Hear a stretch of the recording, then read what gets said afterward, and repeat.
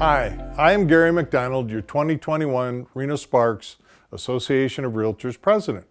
One of the goals I set for my presidency was to provide additional educational resources for our membership.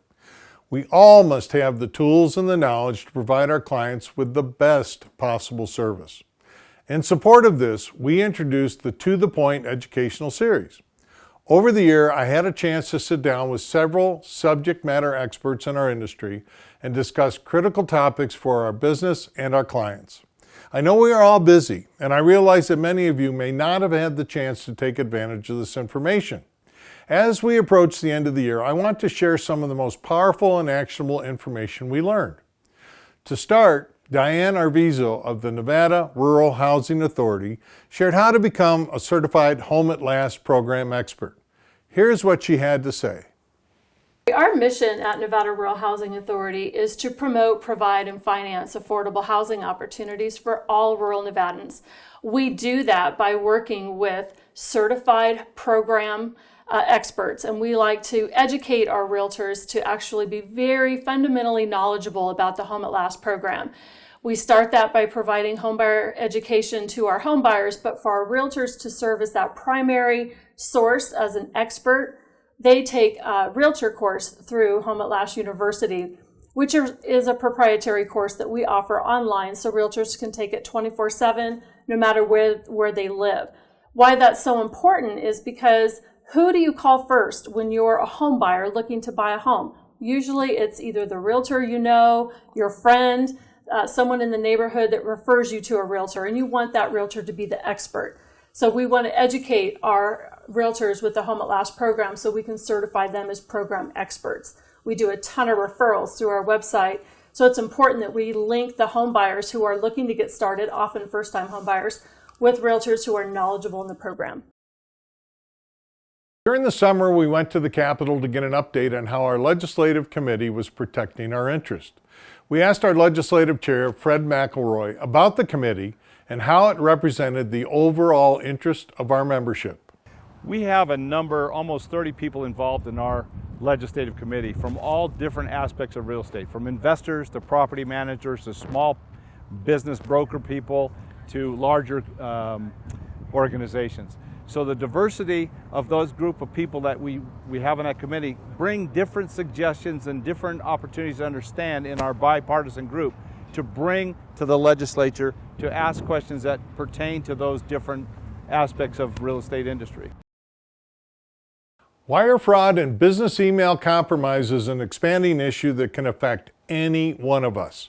Erin Schiller of Tycor Title shared her expertise on the subject. Here is a small example. And it really started happening a couple years ago, but during the pandemic, it's actually gotten a little worse. And so I did some classes and I've been educating the real estate community about wire fraud, but also probably the thing that we need to know is wire fraud is the end result. Business email compromise is really the big issue. And it's concerning because according to the FBI, the IC3 report, it's getting worse with business email compromise. So I believe last year, 2020, $1.8 billion of monies got diverted through business email compromise.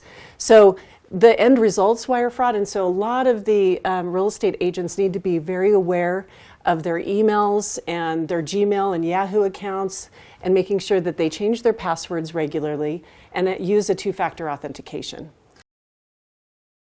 We have been and continue to be in a hot competitive market. Danielle Kirby of Greater Nevada Mortgage shared some great ideas to help your offer stand out. Right now, what I'm seeing is if you can waive that appraisal or pay cash, that's what your offer stands the best chance of securing this property. There are also other things we can do. If you, not everybody has the luxury to bring in all cash or have an extra $100,000 laying around to pay over appraised value. What you can do is if you have a 20% down payment, how can we restructure that offer to where maybe you're putting 10% down and putting some funds aside to, in the event the property doesn't appraise, to have some funds set aside to pay over that appraised value. ways you can structure the offer to get your offer accepted is, instead of just asking the seller to pay customary closing costs like the owner's policy of title insurance or half of the transfer tax, maybe as the buyer you say, Mr. Seller, I will pay those closing costs on your behalf because I really want your property.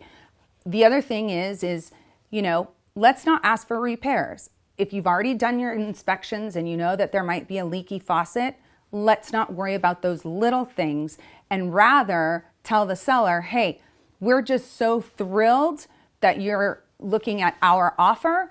We're not going to charge you little things here and there. We're going to just make our offer as solid as we can and move forward. NAR recently established a policy called Clear Cooperation. George Picard, CEO of the Northern Nevada Regional MLS, explains what it is, how it works, and how you can stay in compliance. Clear cooperation technically requires that if a listing is marketed to the public, and that's a whole can of worms in itself, but if anybody outside of a brokerage learns about a listing, that's considered marketing to the public under the eyes of this policy. And when that happens, the listing agent has 1 business day to get the listing into the MLS. So from your list, you put your listings in, you get access to all the listings in the collection. Clear cooperation is pretty clear. The MLS is about participation, about our participants cooperating. So the right thing to do is, if you've got a listing, before you market it to the public, put it in the MLS. The MLS has a lot of great tools to help you market that listing. There's really no reason to hold it back. Emotional support animals are showing up more often in the real estate business and can be a contentious issue at times. Catherine Zook of Silver State Fair Housing shared with us exactly what the Fair Housing Act says about this subject. Unlike the ADA, the Americans with Disabilities Act, the Fair Housing Act says emotional support animals, service animals, assistive animals, any animal that provides service or just a relationship with someone with a disability would be covered by fair housing. And with documentation, if the disability is not obvious, with documentation from a reliable third party, the housing provider should waive no pets policies, pet deposits, pet rents, and in some cases, even restrictions on weight and breed. This has just been a taste of what we covered in the To The Point educational series this year. Check out the full episodes available on our RSA Realtor YouTube channel or on rsar.realtor. Thanks for joining me. Once again, thanks for watching.